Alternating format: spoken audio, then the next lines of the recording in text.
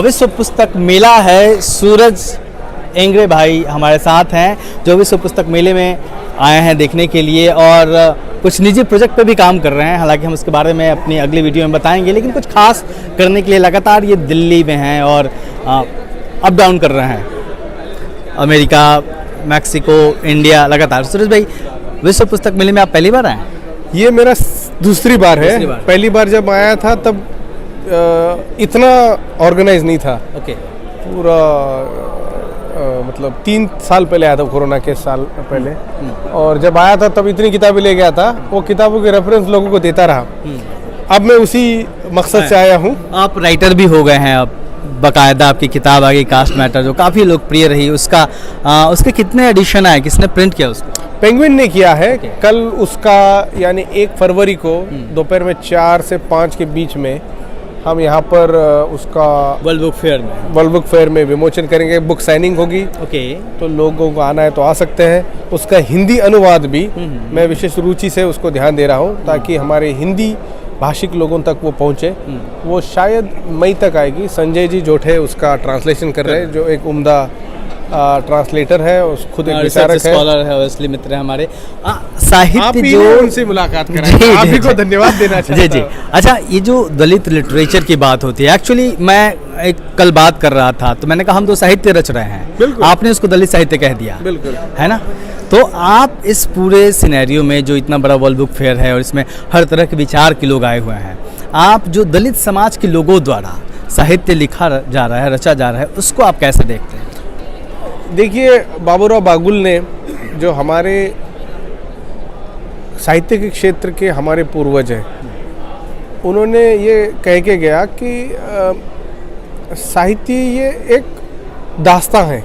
और अन्नाभाऊ साठे जो हमारे समाज के एक तरीके से पहले साहित्य निर्माता थे, जिन्होंने साहित्य की वाणी को, साहित्य की दृष्टि को बदला, उनका भी यही कहना था कि जब हम लिखते हैं तो हम एक अनुभव को लिखते हैं।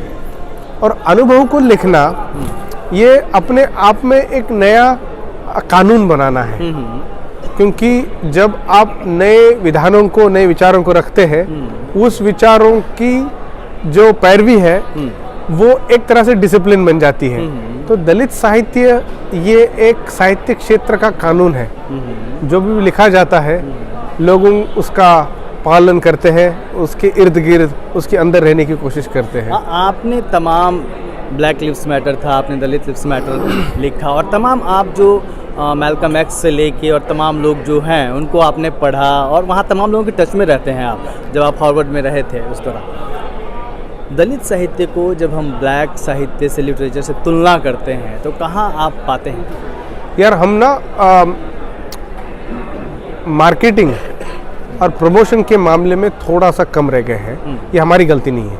क्योंकि देखिए, 1800 शताब्दी से लेकर 1900 शताब्दी में, मतलब 1825-35 से ब्लैक लोग जो अमेरिका के हैं वो अपना साहित्य रच रहे हैं। और उनके साहित्य में रुचि रखने वाले लोग जो थे, उन्होंने पहले आत्मकथन ही लिखा, फिर उसमें पुरुष और स्त्रियां दोनों थी।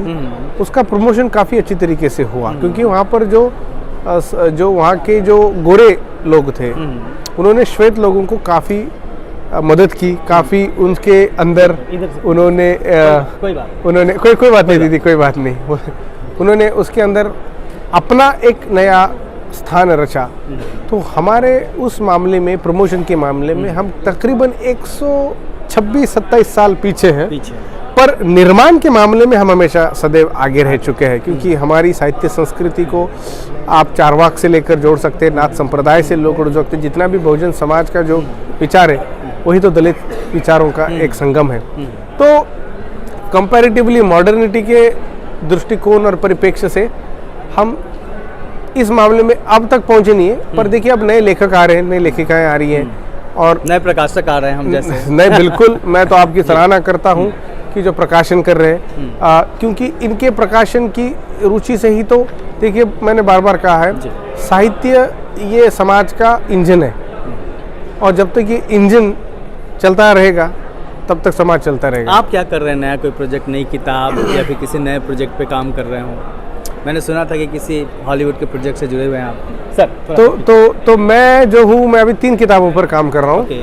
तो पहली जो किताब है वो अभी साल भर के एंड में आ जाएगी।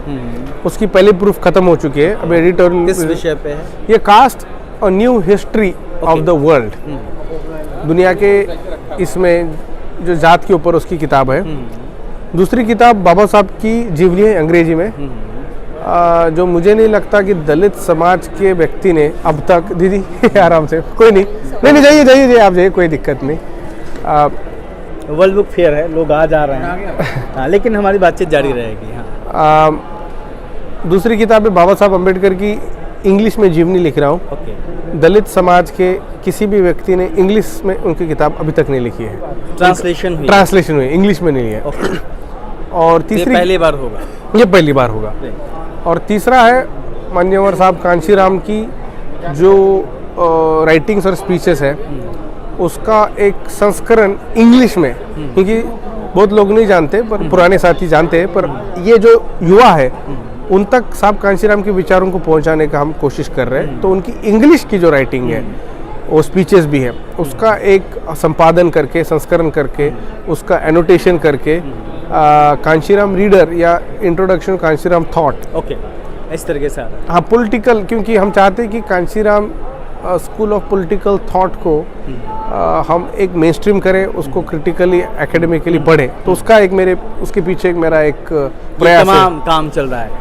और अभी आप कहाँ पे हैं, क्या कर रहे हैं अपनी पढ़ाई लिखाई के लिए? अभी तो देखो, जैसा आप जानते हैं मैं ऑक्सफोर्ड में हूँ। मैं मेरी पीएचडी, दूसरी पीएचडी ख़त्म कर रहा हूँ। उसके साथ साथ किताब पर काम है। और दलित पैंथर का सुवर्ण महोत्सव है, तो मैं आउटलुक की जो इंग्लिश जो पत्रिका है उसका मैं अतिथि संपादक हूँ। ये मैं कमेमोरेटिव एडिशन बना रहा हूँ, जिसके बारे में मैंने आपसे भी बात की है। वो एक प्रोजेक्ट है। तो 3-4 प्रोजेक्ट इमीडिएट मेरे हाथ पर है, जो मैं जल्द से जल्दी पूरा करना चाहता हूँ। हाँ, तो बहुत बहुत शुक्रिया सुरेश भाई, आपके जो भी प्रोजेक्ट है वो जल्दी जल्दी खत्म हो, और ऑल द बेस्ट, है ना, लगे रहिए। Thank you so much. आप देखते रहिए दलित दस्तक, और दलित दस्तक को सब्सक्राइब भी कर लीजिए। आप सभी को स्वागत है। आप दलित दस्तक की प्रकाशन को भी पढ़ें, उनकी जो मासिक निकलती है उसको भी पढ़ें, उनके यूट्यूब चैनल को जाए, वेबसाइट पे देखें और सब्सक्राइब करें, मदद करें हमारी मीडिया की। जय भीम। जय भीम।